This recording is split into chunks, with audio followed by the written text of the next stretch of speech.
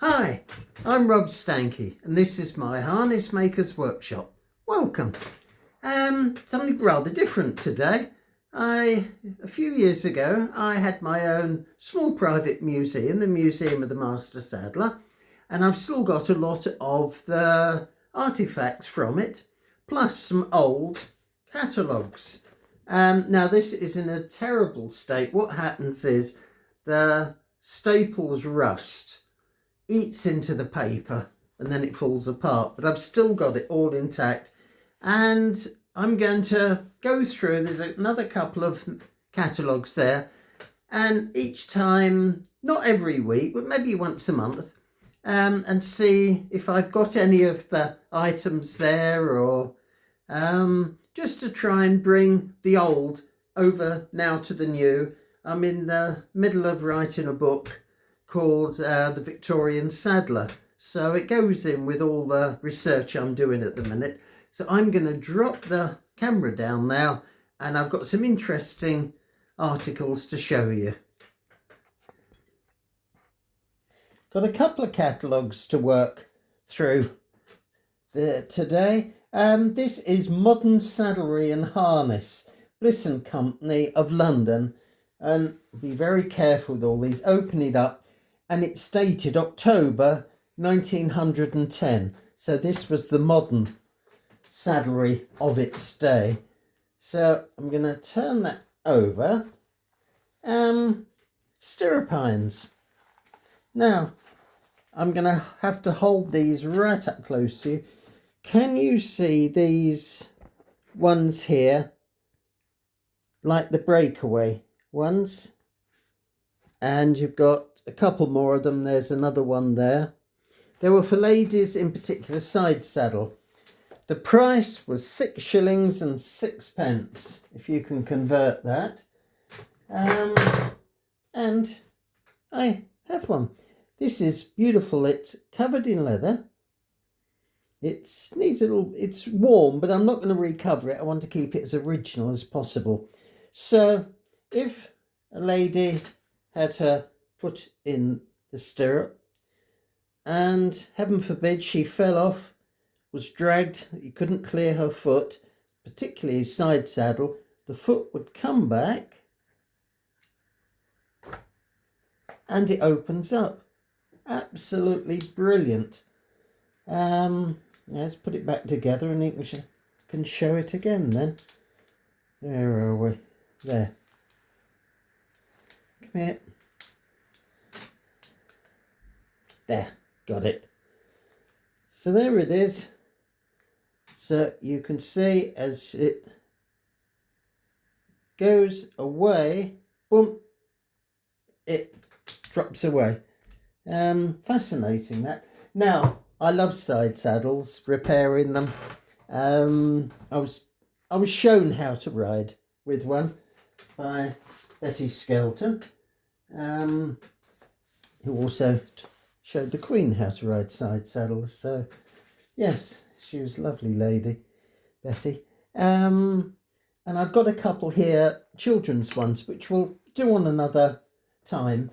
That's also from another catalogue, the J.H.H. and Company. I couldn't find a date on that. That's the one that's really fallen to pieces. And that had, as you can see, the tally-ho safety stirrup for ladies and gentlemen. And theirs was never rust at 12 shillings and 6 pence. And for those of you that still don't know now what the shilling was, there was 10. Do you know, I've got to think, I think it was 20 shillings to the pound. So, yeah, which is what, sterling now. So, what else can we look at? Yes, some of the rosettes. You've got the bells and the beehives, and a lot of these now are just stamped out, mass produced. But I've got a few rosettes that are original, and they would have, there's a fitting there that they go onto a bridle. I don't polish them up, I let them in their natural state. And then some of them, wait, let's fold him over. You've even got little ribbons coming off the middle. And the very ornate, yeah, that one's nearly, that's better. Beautifully made, these. You know, just recording this, and I remembered I had some very old Victorian ones, which I've just got. Now, can you see the two? They're leather. These are Victorian leather ones, and you've got 1, 2, 3, 4, 5, 6 different layers of leather that have been punched out. Now, these two aren't Victorian, they're earlier, Middle Ages. As I say, I used to have the museum, and I've kept several things, not all of it. So there would be the oldest exhibits that I've got here. So I'll show you. That was Keith Grant Saddler. I don't know who he was, but it was one of the ornaments that I had in the museum. But the interesting thing was, if I turn it over, this is the inside. Can you see the shiny part at the bottom? That is with the horse doing its work. That shows that that brass, well, it's actually white metal, has been used and not just hung on a living room or a kitchen wall.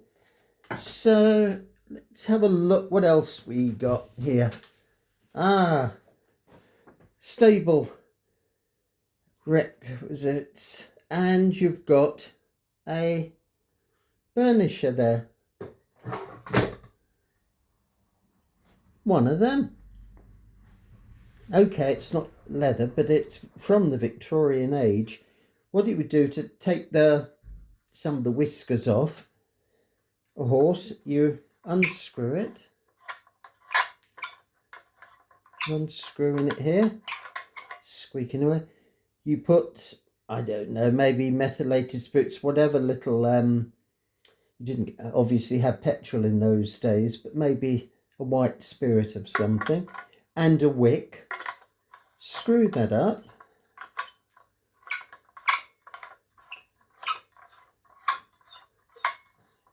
You've got little twists. I'm not going to force that. It's seized and I'd hate to snap it off. And then you'd put a light to it and you'd have a flame. And you'd just run that under the horse very carefully, I must say. And you would just take some of the hairy whiskers off. But that is one that's still in existence. So just now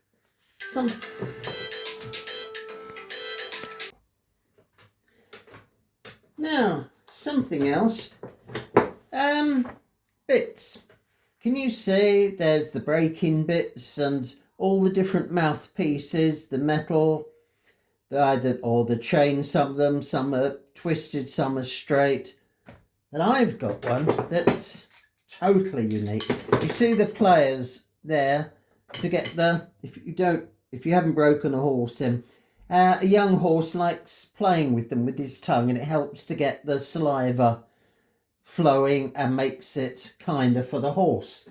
Now, what's so special about that one? That's wood. Yes, would be soft again. Rather than putting steel in the mouth, put the wood in. That is, I don't know how old this is, but it's the only one I've ever seen. Now, what I have done regularly is when people are, and myself, and I've been breaking, and you're putting a bit in for the first time, I've covered it in leather. And the leather gets soft with the saliva of the horse, and it makes the whole experience a lot more pleasurable, the horse getting used to a bit in his mouth. So I'd still would do it if anyone wanted, just stitch the leather on, but that is wood. Most unusual. So, I'm gonna look for other things. Oh yes, football. Now, one of these has got all the goods they used to do, and it was the saddler's job to make the football. This isn't a Victorian one. This is from, it's a replica of the first ball used in Barcelona at the new camp in 1957. I got it when I was there as a, you see how they used to lace them up. Now they look more like beach balls, what you see in the Premiership. But no, it used to be the saddler's job, and if you wanted a football, you went to the local saddler. So that stays in my relics collection.